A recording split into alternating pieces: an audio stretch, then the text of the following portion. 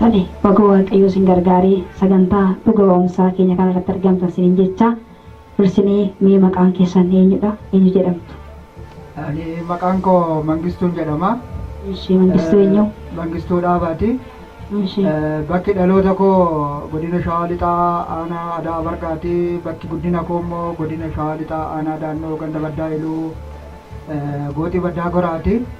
Tole obbo Mangistuu mee waaqayyo isin gargaaree waaqayyo isin fayyisee jennaan dhugaa ba'uu dhuftan natti fakkaata. Baga waaqayyo isin gargaare jecha waaqayyo kun maal isin gargaare mee gabaabsatii dhugaa nuuf ba'a wanta waaqayyo isiniif hojjete dhukkuba akkamiirraa fayyadamne? Waaqayyo galata argatu. Ani duraan dursee waan ani dubbachuu barbaade hidhaa seexanaa baay'een argaa ture. Ani umriin koo baay'ee xiqqoo siqeeraa gara 50 lixeera. Dhalataan ammaa kun waa'ee hojii diinaa kana hojii seexanaa kana baay'een argine. Ani baay'een arge. Ani yeroo dhaloota kooti jalqabee yeroo daa'imummaa koo keessaa warri koo daa'ima ana 3 qabu. Baay'een erguma tokko hin dhibamne ture. Dhibamneeti warra qaalluu kana deemuu deebi'aniiti xonqaa'ee irra deemuu xonqaa'ee kana nutti godhu nutti aarsu waan adda addaa nutti aarsu. Amma obboleettiin koo tokko ishiin irratti dhalatte tokko qambara nurra kaa'aniiti qambara akka sangaatti nu camadanii baay'ee daandii guddaatti ba'aati kadhadhaa jedhu. Daandii guddaa kanatti ba'aniitiin kadhatu. Otuma daandiirra deemanii kadhatanuu obboleettiin koo ishiin quxisuun irratti dhalatte suni dugda irratti hin duute. Amma kanaan hin galanii yeroo mana ga'anii torbee tokko guutanii isheen ani irratti dhaladhus hin duute. Hojii waaqayyoo yoo laalle fi hojii diinaa yoo laalle baay'ee fagoodha gargari. Amma kana keessa anis yeroodhuma sana dhibeen kun na qabde. Sadan keenya yeroo tokko dhibamne dhibeen kun na qabde anis illee nan dhibama ture. Amma otuma dhibamu jara lamaan hin du'anii annan hafe nan ta'a dhibee bara baay'ee dhibame dhibee ammanaan beekamne dhibame dhibee tiiviiti jedhu. Dhibee tiivii kana iddoo 40 na uratee dhagna koo keessaa na uratee. Dhibee tiivii kana marfee mana yaalaarra hin deema. Abbaan koo shokokotti na baatee dugdatti illee na baatee mana yaalaa kanarra deema. Amma otooma mana yaalaarra deemu marfee 190 waraannadhe. Tiiviin kun amma achumaan hin goge.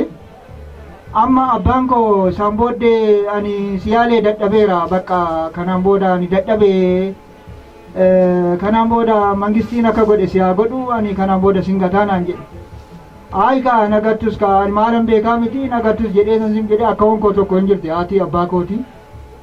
Isheen kaandoo an dhabeera mucaa koo ishii tokkittii kana jireenyan akkamittan dhabaa deemiiti sangaa tokkittiin qaba ishee gurguriiti. Deemiiti mucaa koo naa barbaadi iddoo mana yaalaatii naa fuudhii jettee nan bulchiisa mana hospitaala.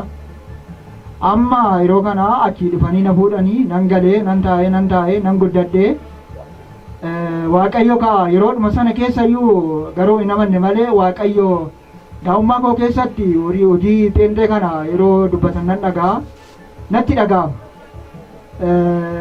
Yeroo warra pheenxee jedhanii kuuni jibbaa ani garuu natti dhaga'ama nan gammada.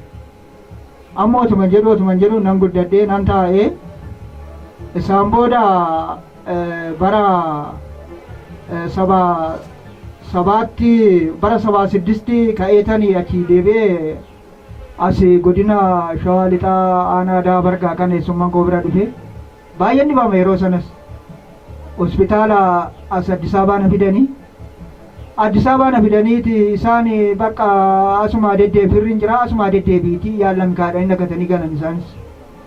Yeroo sana achumaan taa'aa ture achumaan deddeebi'ee mana yaalaa kana Zannaba Warqii jedhama hospitaalli tokko achitti bultii 15 deeme halkanii guyyaa har'a yoo dhaqe algaan hin argin ciibtanaan jedhani algaan hin argamne jedhu boris yoo dhaqe algaan hin argamne jedhu takka taataa yoo ta'u walirraa citee nan bultii 15 deeme.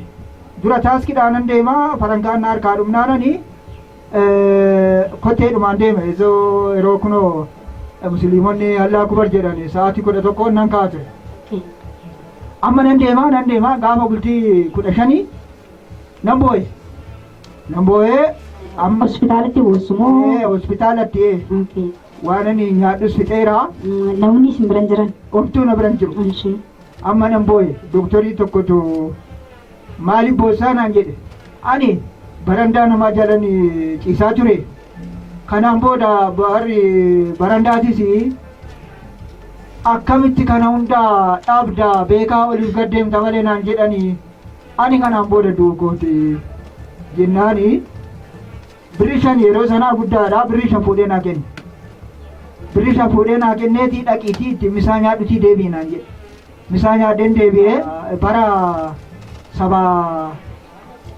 76 barri kuni okay 76 birrii 5 isiniif laatan taale amma misaa nyaadheen deebi'ee birrii tokko nani nyaadhee boris yoon dhabe immoo jedhetan ishii kaan immoo birrii 4 ol kaawwadhee immoo kayeetti deebi'e irraan bistanii no kayeetti deebi'ee amma kaardiin koo immoo iddoo kaardii kifiliidha immoo dhabama immoo amma wal lolan isaan humta warri hospitaala keessa hojjan doktoroonni wal lolanii kaardiin koo iddoo laaboraatoorii iddoon kennettiin hafe amma gurbaa wayii naa kennani gurbaa qallaa wayiitii achi keessa hojjeta isa inni harka na qabateetuma deema amma achi kaardii koo arganii naannoo sa'aatii 10 akkabaabiin ta'a kaardiin koo argamee amma bootaa hundumattuu naa mallatteessanii amma dhaqeetan ciise amma otoo qoricha nyaatiin amma baay'ee miidhamee ture qoricha otoo naan kennin torbee 2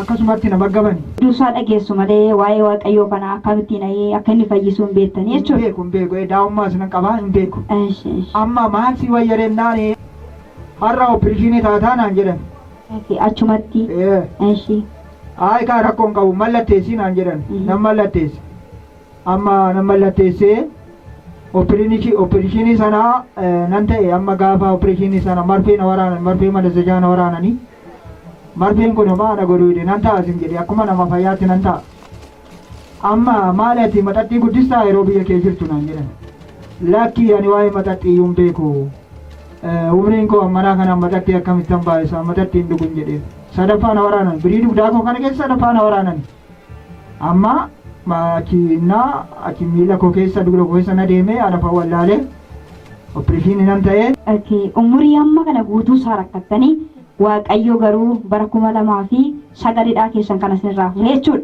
Bara 2009 ji'a 8ffaa keessa waaqayyo hidhaa kana narraa kute.